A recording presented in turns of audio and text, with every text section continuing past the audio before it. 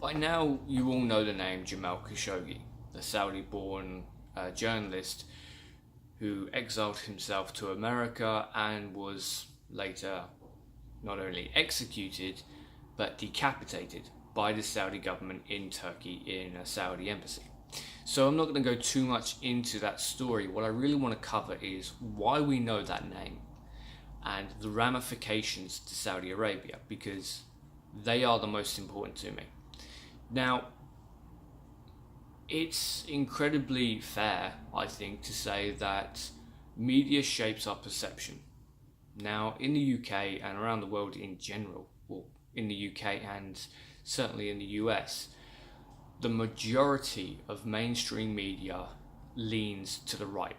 Some leans heavily to the right, like Fox News. It's just grotesque to the point where they will do nothing but lie upon lie upon lie. And sometimes it's a little more subtle, like BBC not wanting to cover the fact that we now have evidence Theresa May is covering for paedophiles in the Conservative Party.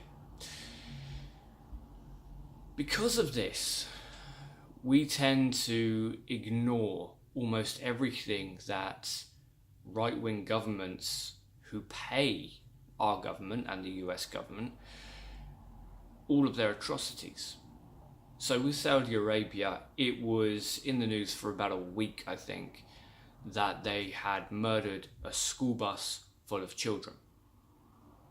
But practically no one spoke a few weeks later when they bombed another bus full of people.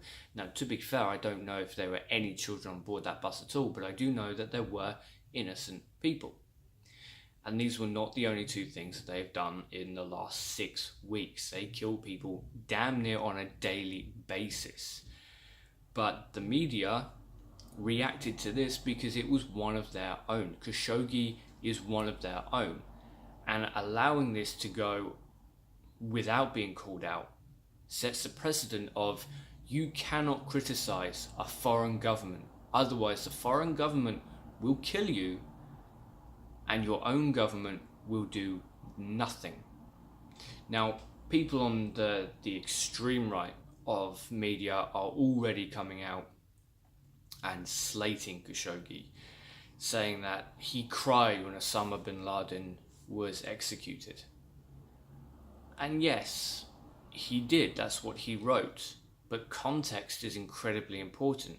He wrote that because he knew the man before he became a terrorist, when they were actually fighting the Soviets. So he was shedding tears for the good man that bin Laden used to be, not the terrorist that he became. But conservatives, especially that end of the spectrum, will pick and choose what bits of reality they want to push their own agendas. This ties in with the ramifications of Saudi Arabia. What is the US doing? What are we doing in response to Saudi Arabia murdering an innocent person?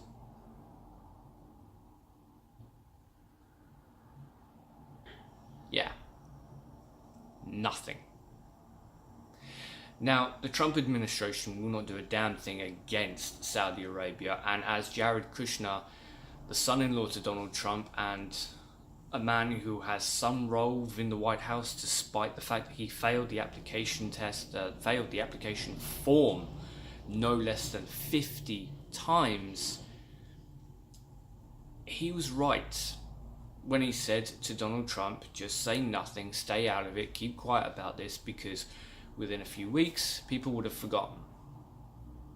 And yeah, within a few weeks, people would have forgotten.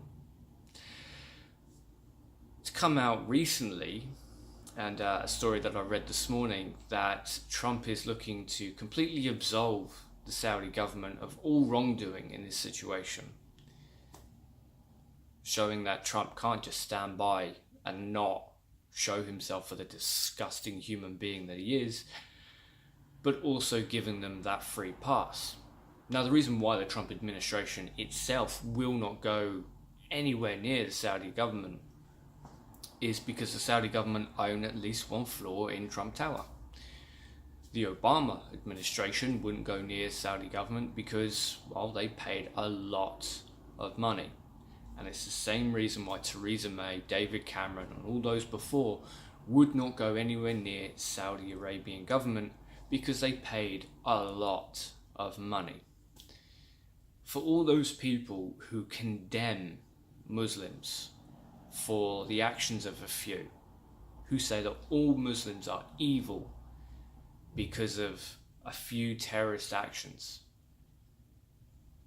the Saudi government is the worst of the worst. They are worse than Boko Haram. They are worse than ISIS.